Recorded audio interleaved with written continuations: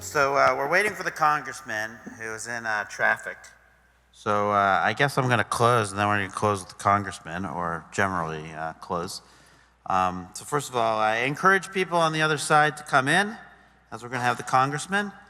Let me just take a moment to again talk about what we did today. Today on the second day, it was such a great. Just ending with this panel, well, before I actually go on, I'm going to say that here's a polymetallic nodule. Chris didn't have one. I brought one on stage. This is what you find in the bottom of the ocean. But really, I really think today was fabulous. Like starting with that debate about the car industry and what we face, listening to Michael Dunn say that Patton never said you can win a war playing defense. And it just feels like the United States is playing defense. Europe is on the defense, and the United States seems to be going on the defense by just thinking we can have tariffs and that will solve this problem. And what we really need is an offensive strategy when it comes to the car industry. And hopefully in Congress, we'll get a shift. Does that mean every vehicle needs to be 100% electric? No, it doesn't. But it does mean that we need to stay the course to try to compete and build better batteries. Second of all, we heard from several speakers about opportunities for secure supplies of critical minerals that's needed for transportation and defense, located as diverse as Africa or Alaska, with Senator Murkowski talking about that, and just now hearing about deep seabed and where these minerals are. I thought it was fabulous to get two studies released, one study released here and the other one by Nature, which was groundbreaking. Groundbreaking to see, can you believe, over 40 years later, what we now see on the ocean floor, and that the critics who say that we shouldn't do this, if one looks at relatively what your impact is, it is almost impossible, it is impossible at this point, to say that clearing a rainforest in Indonesia, the most biologically diverse part of the earth, or child labor in DRC is better than doing undersea minerals. It's also an area where the United States can win.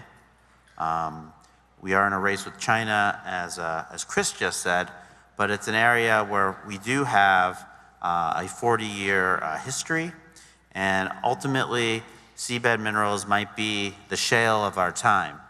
Just as shale oil and gas change the energy equation geopolitically, so can undersea minerals. We heard about the importance of recycling, and that's something that SAFE is going to be working on. Recycling, commonly seen as something for the environment, doesn't have to be seen.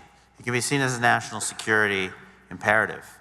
Once we have those resources in this country, we shouldn't let them out of this country. China has an attitude like that, and we need to have an attitude like that. We should get as much resources as we can and keep using them over and over. And redefining recycling as national security in this political environment is a key requirement for our organization, but also for the country. We continued the discussion of why energy abundance is so needed.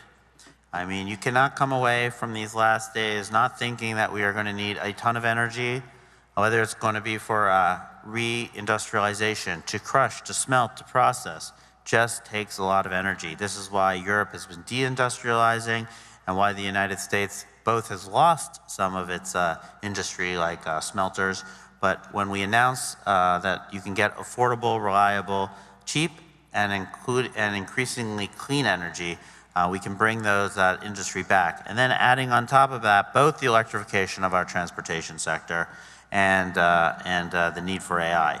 It's just, it is just hard not to say that we have to live in abundance. It's great to see that there are many Democrats now who've come to discover from an IRA that was passed, but nothing was built. Have come to see that the permitting process and other things are really gummed up. And this movement, there's a new book, Abundance, and this movement within some of the Democrats that say we need to build again, I think is going to be a welcome change. Afternoon, we learned the importance of the midstream, part of the supply chain. I actually, the presentation from LG Chem, where they're showing the amount that it takes to both build in the United States, what it takes to build in Korea, and what it takes to build in China was eye-opening, and really lays out for us the challenges we have ahead if we are going to compete. Of course, we had a chance to talk about transatlantic energy security, economic resilience.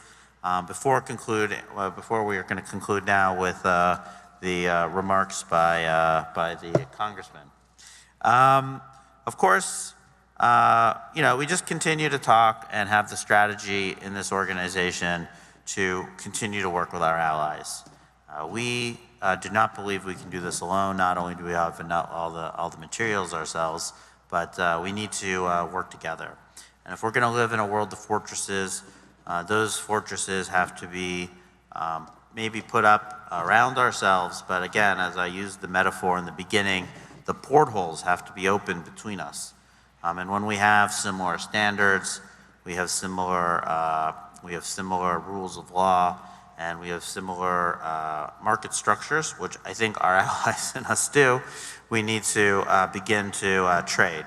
So hopefully this is just a temporary view of putting up walls, but windows will be opened for our allies.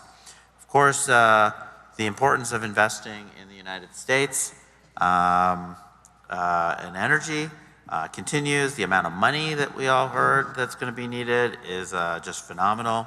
And of course, the importance of unleashing American innovation in transportation and manufacturing. Because in the end, the United States will continue to have to innovate its way out of some of these problems. And now we should be doing, again, everything, because we don't know which innovations will work and where we'll need traditional materials. So I don't think it's an excuse. We can't use things of innovation to be an excuse not to move forward with some of these traditional methods and means that are tried and true. At SAFE, we've really divided ourselves up to, I have no idea where he is in traffic, so I'm just going to keep talking. I can get humorous soon. Soon I'm going to use my 10-minute routine like on Miss Maisel. But in SAFE, we've divided ourselves up into basically centers run by executive directors. Many of them you've seen today. So first of all, I just want to thank those executive directors. But really, they have built an organization that has really thought through all these pillars. They have the Center for Grid Security. You saw Danielle Russo, Ben Prohaska from the Electrification Coalition, Abigail Hunter from our Center for Critical Mineral Strategy, Joe Quinn from our Center for Strategic Industrial Materials, Avery Ash from our Coalition for Reimagined Mobility, and Albrecht Mongrenier from our European Initiative for Energy Security. So I think that each of them, along with the core team, whether it be Jeff Gerlach, who's doing our policy, or Leslie Hayward, who does communications, Avery, again, who does our lobbying, they are the people that hopefully you'll reach out to, because they want to be on your team as you want to build here and in our allied countries. With that, and about them, I'd also just say thank you to them. Secondly, I want to thank Leslie, Bridget, and Jackie for really putting together a tremendous summit. They worked very hard. Of course, every member of their teams, our communications team, our fundraising team, our development team, our political team, without them, this wouldn't happen. It's certainly not about me. So I think the congressman is now here, so I will go. I guess if I don't come back on, I would just say thanks to all of you for sticking with us over 2 days. I've heard incredibly good vibes about how this conversation in the SAFE planet continues to be a potpourri of different people, ideas, people you just don't come into contact with when you go to, maybe a summit on mining or a conference on energy, or some other conference. We really try to bring an eclectic group of people, and I think I don't know who actually it was Dan Jurgen who said it. Wasn't here, but it was last night at something. He said that the greatest innovations come when you bring different people together, or or the innovator comes from different scientific, I guess, I'm trying to think of the word, just different scientific genres and subjects. And I think that is what SAFE's always been about. There are a few places where you have the expertise on transportation, on energy, and now on materials, and brought together with people from the military sector, from the auto industry, from the entire value chain, from the mining to the precursors, to the processing, to the precursors, to the final products, globally in its scope. And that really is the conversation I think we've created at SAFE. And then finally, I'd just say at SAFE, we are very mission driven. So although we have these great conversations, it's not just about talking. We want to achieve results, and that's why we get up every day to make this happen. So I want to thank you for being here. Thank the team for doing this, and now I'll call on the congressman, the chairman, who can let us know what to expect in the next few months. Thank you very much.